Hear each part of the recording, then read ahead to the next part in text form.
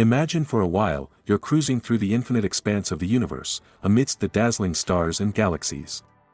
There lies the secret of the universe, where an epic cosmic drama unfolds between matter and its mysterious counterpart, antimatter. Fascinating, isn't it? Now, picture a pulsar, an astoundingly fast-rotating neutron star, capable of accelerating particles to extreme energies. Scientists have long been captivated by the mystery of this energetic dance, particularly the origin of cosmic ray positrons. Is it dark matter, an elusive entity that doesn't interact with light, or is it these energetic pulsars? Now, hold on to that thought, because the answer is... well, you'll find out in a bit. What's up, my amazing and curious folks? I'm your host, Caesar, and with me is the charming and vibrant commentator, Sonia. Ready to unravel mysteries together? Hi there, all you curious minds out there. Can't wait to dive into today's topic with you all. Right on, Sonia. And folks, don't forget to subscribe to our Curiosity Wonderland and hit the bell icon to stay updated with our daily curiosities. Let the exploration begin.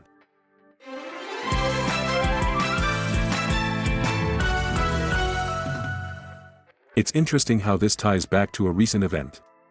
Just the other day, I was at a science exhibition, where they had a demonstration showing how particles collide at high energies. They used a cloud chamber to visualize these subatomic interactions. It was fascinating to see how these collisions can create new particles, just like the process that's happening out there in the cosmos. Funny you should say that. Coincidentally, I was just reading a book on cosmic rays. It talked about how these high-energy particles from space permeate our local region of space omnidirectionally and can reach any object in the solar system. It's pretty amazing to think how these cosmic rays hitting Earth could be creating particle and radiation showers right above our heads. There's even more to the story. The intriguing part is that these positrons might also be generated from an exotic source beyond the known physics, perhaps even dark matter. We say, known physics, because this is what we understand so far about the physical world. It's like we're trying to complete a puzzle with some pieces missing. Absolutely, and it's those missing pieces that make the exploration of our universe so exciting. The current understanding is that if the positrons generated by the more common physical mechanisms aren't adequate, then we might be looking at some new physics. Precisely, and this new physics could provide clues to the true nature of dark matter, which has been a long-standing mystery. Some theories suggest dark matter particles might annihilate to produce electron-positron pairs. This would mean a certain amount of antimatter could be generated under specific conditions. So, we're essentially trying to establish what's responsible for these phenomena we observe, mundane physics or dark matter. The key is to identify the differences between these explanations, right? Yes, exactly. And observing the energy spectrum of these positrons directly might be the answer we're looking for. It's like a cosmic detective story, isn't it? You know, this discussion about the alpha magnetic spectrometer experiment takes me back to a lecture I attended recently. There was a physicist describing how such instruments help in distinguishing different particles based on their energy, charge, and other properties. She mentioned that it's like playing a cosmic detective game, trying to sort out the identities and sources of these cosmic rays. What a coincidence! I was just at a science fair with my niece, where they had models of the International Space Station, and there was a mini model of this exact experiment, the AMS-02. It's extraordinary how it could give us more precise measurements of cosmic rays and potentially help us understand dark matter. Absolutely. The AMS-02 has indeed collected remarkable data. But the fascinating part is that while there's an excess of positrons at high energies, which could signal the presence of dark matter, it could equally be due to pulsars. These celestial objects can accelerate particles to incredibly high energies, creating a surplus of positrons.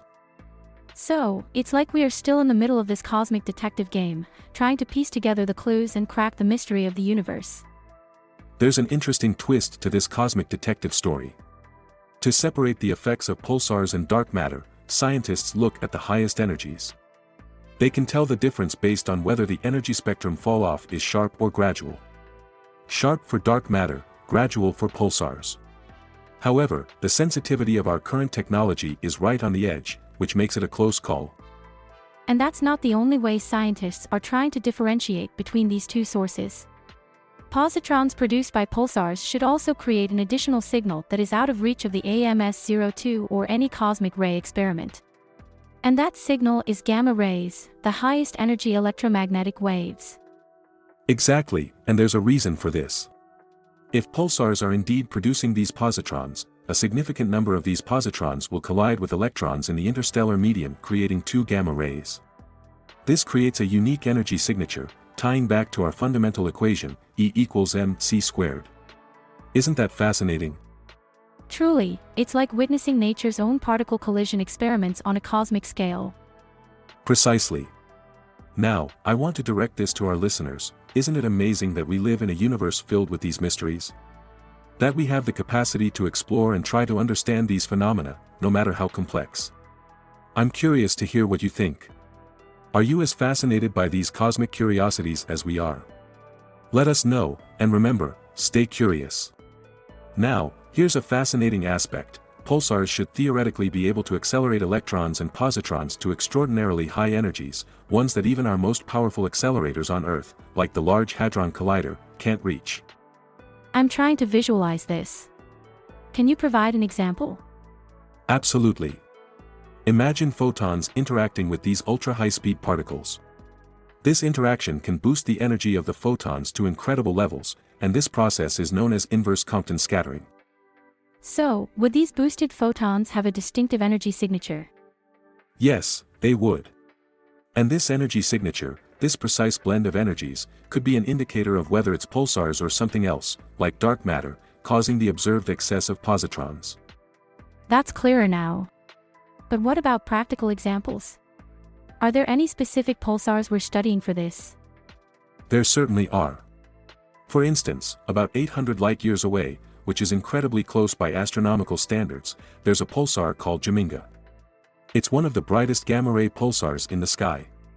Over time, as our technology has improved, we've been able to study Geminga in more detail. Currently, NASA's Fermi Large Area Telescope is providing us with incredibly detailed observations of gamma rays, helping us understand this cosmic puzzle in greater depth. Fermi LAT, or the Fermi Large Area Telescope, is now recognized as the world's most sophisticated gamma-ray observatory, thanks to its ability to observe intricate details about individual sources, like pulsars, which was previously impossible. And how does it do that? One way it does this is by subtracting out the gamma-ray signal that comes from cosmic rays colliding with interstellar gas clouds. What's left is the signal from starlight interacting with accelerated electrons and positrons. And what does this tell us?